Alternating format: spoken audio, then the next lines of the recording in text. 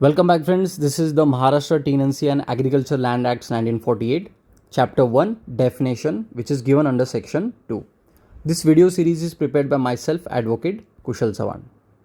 Section 1 talks about the short title and extent. What is the title? Maharashtra Tenancy and Agriculture Land Acts 1948.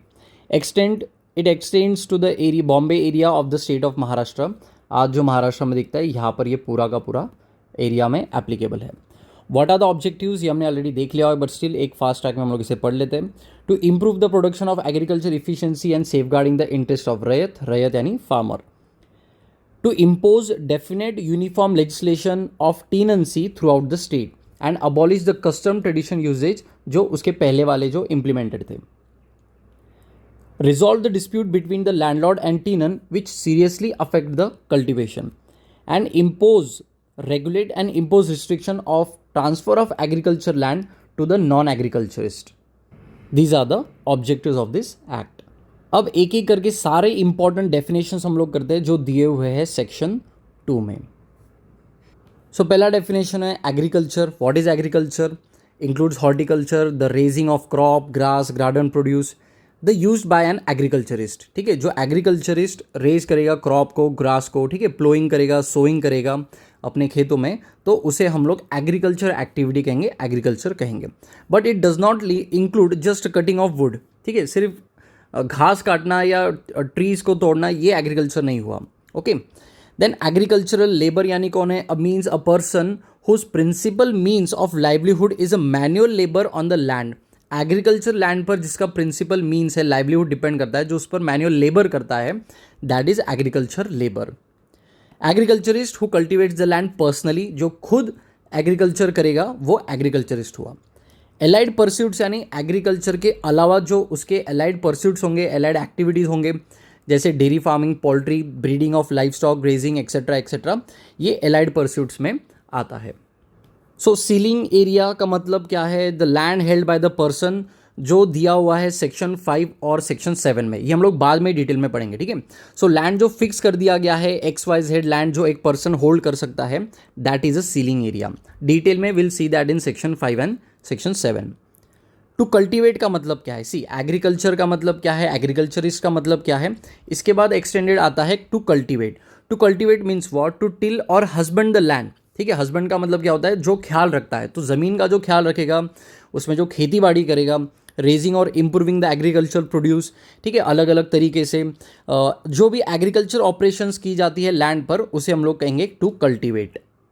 ठीक है, सिर्फ grass cut करना या फल trees से फल तोड़ना ये एग्रीकल्चर नहीं हुआ. ठीक है, ये कल्टीवेशन नहीं हुआ. This will not be deem to be called as a cultivate. Cultivate का मतलब प्रॉपर उस पर खेती बाड़ी करना, क्रॉप्स उगाना. ठीक है, टिलिंग, सोइंग, जो भी एक्टिविटीज़ होंगी उसे हम लोग कल्टीवेट कहेंगे. टू कल्टीवेट पर्सनली, अब ये सबसे इंपॉर्टेंट यहाँ पर सेक्शन है. ठीक है, सो जो ऑब्जेक्टिव है इस एक्ट का, ठीक है, हमने देखा था कि इफिशियंसी एग्रीकल्चर की बढ़ाना. तो इफिशियंसी तभी बढ़ेगी जब जो एग्रीकल्चरिस्ट है वो खुद एग्रीकल्चर करे. ठीक है, ना कि किसी और से करवा ले, भाड़े पे किसी को दे दे, उससे करवा के लिए वो कोई ध्यान नहीं देगा, कुछ नहीं देगा. इससे ओवरऑल एग्रीकल्चर का नुकसान होता है. तो इस एक्ट का जो मेन पर्पस है उसके लिए टू कल्टीवेट पर्सनली क्या है ये समझना बहुत इंपॉर्टेंट है. Means to cultivate land on his own account, खुद कल्टीवेट करेगा. ठीक है, खुद का लेबर यूज़ यानी खुद लेबर करेगा अपने एग्रीकल्चर लैंड पे. ठीक है, और by the labour of any family member of one's family, उसी के फैमिली के मेंबर्स भी अगर उसमें इंक्लूड होंगे तो वो भी कल्टीवेट पर्सनली उसे कहा जाएगा.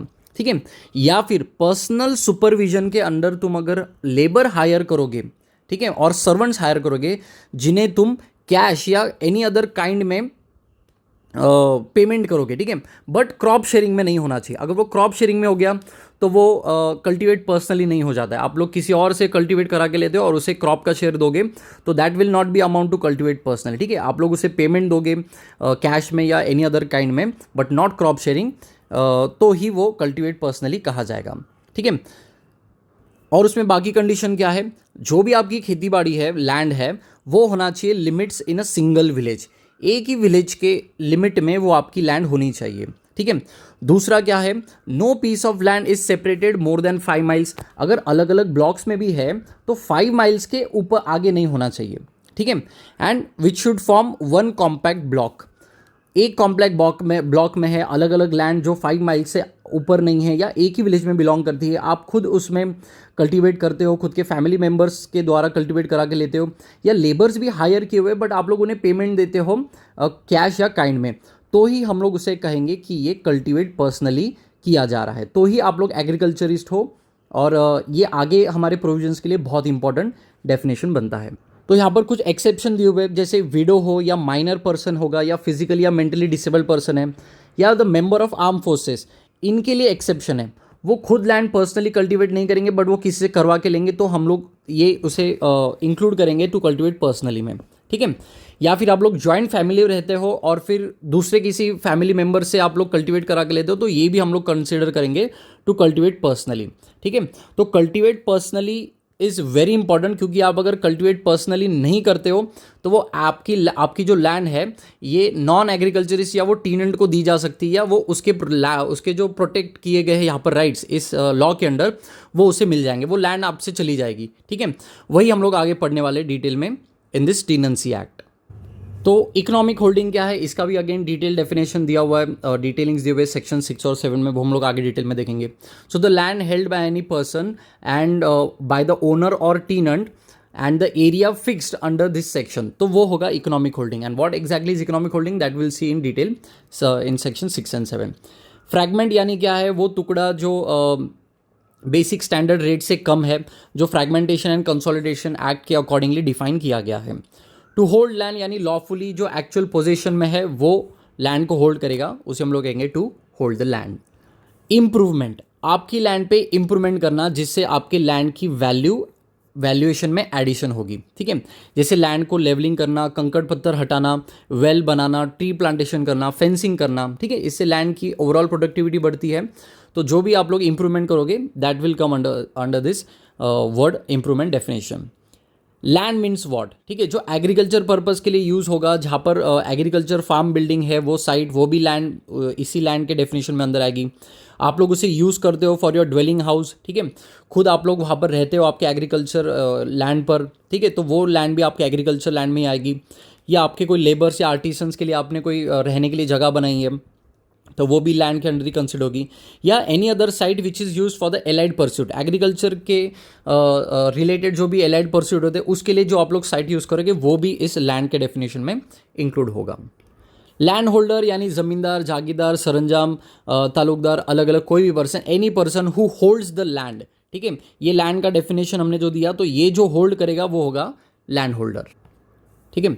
अब लैंडलेस पर्सन कौन है, means a person who is holding no land, जो सिर्फ मैन्युअल लेबर करता है एग्रीकल्चर लैंड पर and which is intends to take the profession of agriculture. वो एग्रीकल्चर करना जानता है, वो किसी और के खेती में मैन्युअल लेबर करता है बट उसके पास कोई लैंड नहीं है, he is capable of cultivating personally, ठीक है। तो landless person is very important. See friends, एक एक करके हमारी यहाँ पर लिंक लग रही है। हमने कल्टिवेट पर्सनली कर लिया, और कल्टिवेट पर्सनली के बाहर अगर कोई डेफिनेशन जाता है तो उस पर हमने कोई लैंड लेबर्स हमने रखे हुए, तो वो एग्रीकल्चर करना जानता है बट उसके पास उसकी वो खुद की लैंड नहीं है।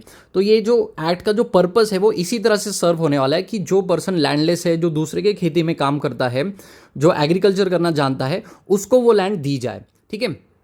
देन मामलतदार कौन है, मामलतदार को महालकारी कहा जाता है और उसी को ही तहसीलदार भी कहा जाता है।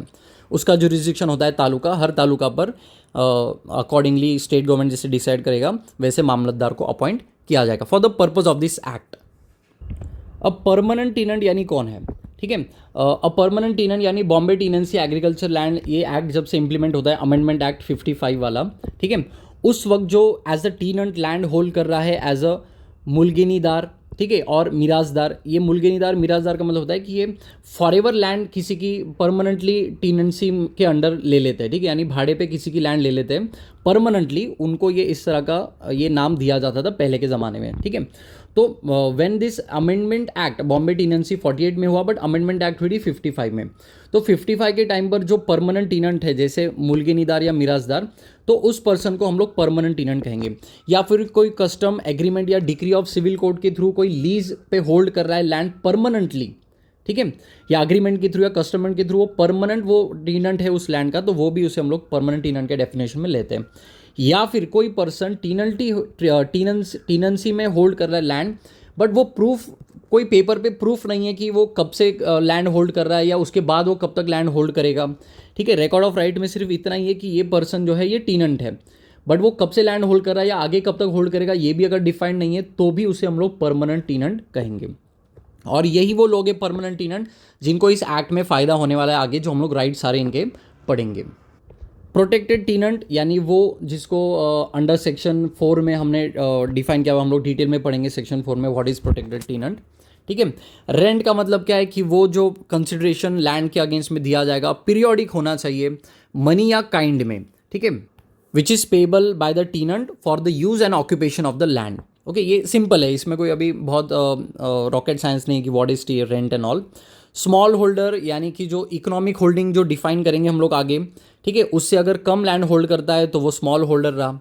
ओके, वो एक एग्रीकल्चर लेबर है या एग्रीकल्चर करता है बट उसके पास जो लैंड है वो इकोनॉमिक होल्डिंग से कम है तो वो स्मॉल होल्डर हम लोग उसे कहेंगे, ठीक है। टीनेंसी का मतलब क्या है? The relation of landlord and tenant, इन दोनों के बीच में जो रिलेशन रहेगा वो टीनेंसी हम लोग कहेंगे। आप लोग किसी को लैंड मॉर्गेज में देते हो और वो लैंड उसे मॉर्गेज जिसके पास रखी हुई है वो उसका यूज़ कर रहा है तो वो टीनेंसी नहीं रही। या आपने लेबर हायर करके एग्रीकल्चर कर रहे हो तो वो भी टीनेंसी नहीं हुई, ठीक है। If you are hiring your labour then you are cultivating it personally. Then tenant का मतलब क्या है? Who holds the land on lease, यानी एक टेम्पररी पीरियड के लिए जो लैंड होल्ड करेगा, भाड़े पे रखेगा, ठीक है। अब इसमें क्या क्या इंक्लूड होता है? इसमें सेक्शन 4 में जो टीनेंट दिया हुआ है, person deem to be tenant, वो इसमें इंक्लूडेड है, प्रोटेक्टेड टीनेंट इंक्लूडेड है और परमानेंट टीनेंट भी इसमें इंक्लूडेड है। अब ये सारे प्रोटेक्टेड टीनेंट, परमानेंट टीनेंट, ये आगे जाके धीरे धीरे हमें क्लैरिटी इसमें आती जाएगी, ठीक है।